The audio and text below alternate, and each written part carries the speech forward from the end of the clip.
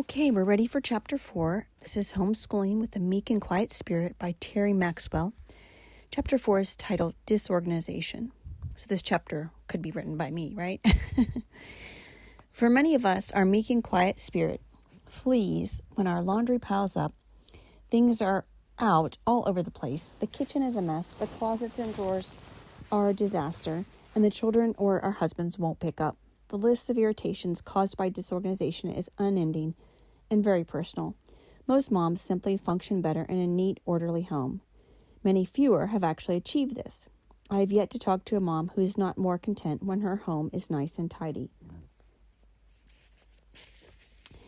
One person named Gwinnett writes, I had the house completely clean 2 days ago, and now it is a disaster. Sometimes it feels like, why clean if this is what happens? And the next lady's name is Nan, and she says, I used to be an extremely poor housekeeper. Slob would be a better word. And though I don't love house cleaning now, I do enjoy a clean house. I do have days where I will leave dishes in the sink overnight or leave messes out or laundry unwashed or unfolded. But usually if I can keep the house picked up, the deep cleaning can be let go longer, and no one really notices. Nobody notices if the floor isn't done once a week. Everyone notices if there are no clean dishes or no clean clothes. Time. It seems to me that there are few organizational issues that can't be solved if a mom gives time to them. Think about it.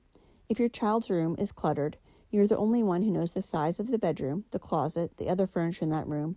If you were to spend a day working in that room, looking at it, and praying for solutions to the particular clutter difficulties, you could probably come up with some great ideas.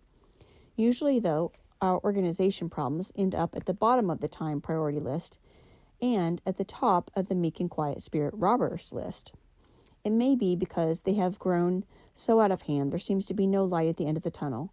The thinking then is, why even bother to begin? It is possible we have filled our days so full of other activities that time for organization has been totally left out. Perhaps we have given some of our day to organizing issues, but not enough to keep up with it. Giving the needed time to your particular organizational problems will be very effective toward their solutions. Schedule a part of your day. An hour would be ideal, but 30 minutes can be effective too, to work on organization difficulties. When your scheduled time is up, stop right where you are. Begin again the next day where you left off. Know what to tackle first by developing a prioritized list of the areas that, quote, bug you the most. These will be the ones that are negatively affecting your meek and quiet spirit. Using your schedule to help with any of your organizational challenges should be beneficial. Simply schedule time so you can work on those specific areas. If there isn't time in your schedule, then accept the fact that these issues aren't that big. If they aren't a high priority to invest time in, they certainly aren't important enough to steal a meek and quiet spirit. If they are causing you distress, you may have to go back to your husband and the Lord to reevaluate your time usage. Your daily schedule will help in general with organizational issues. If you have time scheduled for laundry, it won't be piling up. Scheduling house cleaning helps assure the chores are not falling behind. A time slot for desk work keeps the paper clutter from being preposterous. Each of these small areas has the potential of robbing you of a meek and quiet spirit. While this loss has little effect on the laundry, house cleaning, or paperwork, it does take its toll on our families. Let me share with you a note I received that should help convince you of the benefits of scheduling organizational time into your day. This comment refers to the book, Managers of Their Homes, A Practical Guide to Daily Scheduling for Christian Homeschool Families, which my husband and I have written for homeschooling families on how to schedule. This is the comment. The very next day, following our prayer, Managers of Their Homes arrived in the mail. My first reaction was negative. My life is too chaotic to be that rigid. But as I began to read, I realized my life was too chaotic because I wasn't scheduled. I was driven by the tyranny of the urgent. So many things were being left undone because something else seemed more pressing. One of my favorite suggestions the Maxwells share in the book is the 30-minute principle. Do a given task for 30 minutes, and when your time is up, put it away until the next day. Immediately, I applied this to a box of, quote, stuff in my kitchen, which I've been tripping over since Christmas. Most horizontal surfaces in my home invite paper, books, Legos, whatever needs a place to stay away from its given home. Christmas Day, I cleared one of these horizontal surfaces, the top of my portable dishwasher, into a cardboard box with the intention to take care of the stuff later. I dreaded that box. Every day I'd think I'd better take care of that box, only to put it off until the next day. After reading the 30-minute rule, I got up from the book, set the timer for 30 minutes, and went to work. I was almost finished by the end, but I closed the box and didn't return to it till the next day. It only took 15 minutes to finish, which gave me 15 minutes to do something else. My box no longer plagues my mind. I'm accomplishing many put-off chores in my 30 minutes a day method. I feel I'm redeeming my time now rather than time controlling me. That was from Susan. May I encourage you that losing a meek and quiet spirit to organization issues just isn't worth it. Push yourself to get started in those areas for that set amount of time. When your timer goes off, put it away and pick it up the next day. For more detailed information on scheduling for homeschoolers, our book, Managers of Their Homes, would be useful. Ordering information on Managers of Their Homes can be found in the back of this book. Of course, by now it's all online as well, I'm sure. Husband solutions, the next section. Discussing organizational obstacles with your husband and seeking his ideas for solutions will be helpful. He knows you, your home, and your situation better than anyone else. You might be quite surprised by his quick, brilliant solution to a problem that has been plaguing you. I remember struggling for several months with a school book case. The books left in the bookcase kept falling over each time we removed the ones we were going to use. Once the remaining books toppled, it was hard to replace the, quote, in-use books back in the bookcase when we were finished with them. I explained the problem to Steve.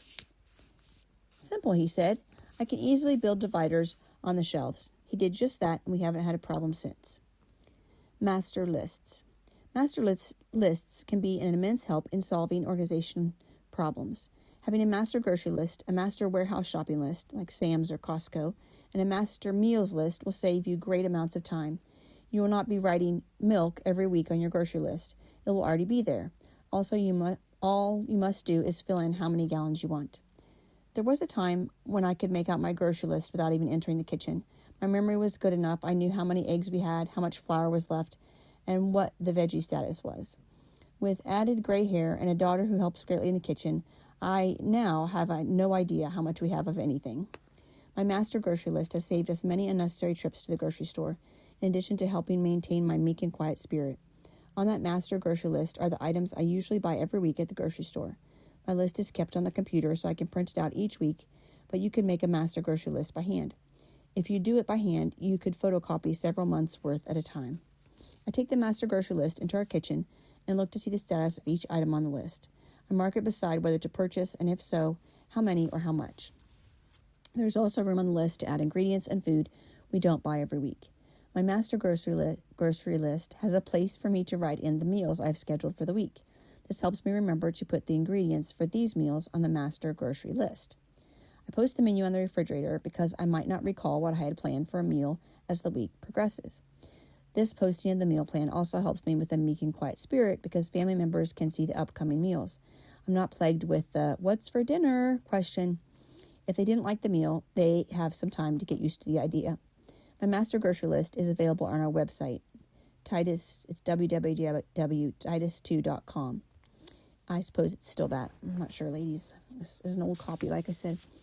It could be that looking at someone else's master grocery list will spur you on as to how you can make one designed to meet your family's specific needs. Master donut list. Let me share with you some other master lists so that you might begin thinking in these terms yourself. A handful of times a year, Steve will say that we are going to have donuts for breakfast. Great excitement abounds in the Maxwell household over a special breakfast such as this.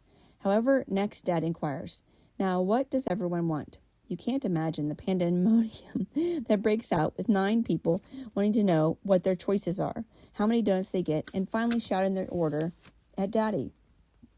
Daddy does have a donut limit. In this situation, it could be pushed to the point where he would say, "Never mind, it isn't worth it." One morning, after a particular trying time of gathering the donut order, we made up a master donut order and typed it on the computer. Now all we have to do is pull it up, print it, and send it with the one who's going to the grocery store. Simple. Master vacation lists. Have you noticed that preparing for a vacation is one of those times that can rob you of a meek and quiet spirit? That's for sure for me. Try master lists. In recent years, we've begun vacationing in the same place. The first year, Steve and I spent significant time discussing and deciding what to take to eat, how much of it. I saved the menu plans for the next year. That second trip, I took it a step further. I noted what we wished we had and what was too much. Now I have a master vacation meal and shopping list. I can customize it for each trip, but I don't have to start from scratch. I did the same thing with our vacation packing list. Steve and I both had handwritten lists we had generated to help us not forget anything. After the trip, I typed them on the computer and saved them. I added a few items we would have liked to have had with us and eliminated a few we didn't need. What a time saver that will be when we get ready to do it again. Tools. Finally, in the area of organization, save toward and invest in organizational and storage solutions and tools. Ask other moms how they have solved some of these issues in their homes. Perhaps one of their solutions will be yours as well. Recently on Mom's Board, a message board on Titus2.com, that's Titus with the number 2, by the way, a mom asked how other moms solve the difficulty of keeping track of hats, mittens, and gloves for family members. She received some great innovative ideas from 11 moms. Not long after this message board discussion, another was started on how to store shoes. You can take advantage of this forum to ask your organizational questions. Here's a situation we faced in our home before these ideas from the message board came our way. Winter hats and gloves were driving us crazy. Have you ever searched through a box of 9 other family members' hats and gloves to find your own? If each of us had 2 sets of gloves and 2 hats, that meant there were 60 items in that box to dig through. We struggled with this for several winters. Finally, one year, Steve said he could make cubbies for the younger children to put their hats and mittens in. It would be similar to what you see in school, and each child would have one. Steve made the cubbies and mounted them low on the inside of the coat closet wall. It was the beginning of the solution. As the children grew, so did their hats and mittens, which then began falling out of the cubbies. The next solution came in the form of an old dresser. It had 10 drawers in it, one for each of us. We have an enclosed front porch, so there was a space on the porch for the new hat and glove dresser. There's a room in each drawer for more than one set of those winter items, plus scarves and other miscellaneous winter wear. Organizational issues are solvable. There's no reason for them to steal our meek and quiet spirits. In fact, it is sad that we would allow them to be so monumental in our lives, rather than praying for solutions and waiting for those solutions to come. That we would allow them to be so monumental in our lives, rather than praying for solutions and waiting for those solutions to come. Our families are much more precious to us than some clutter here or a pile of laundry there. Which organizational issues are coming between you and a meek and quiet spirit? Why not pray about solutions for them?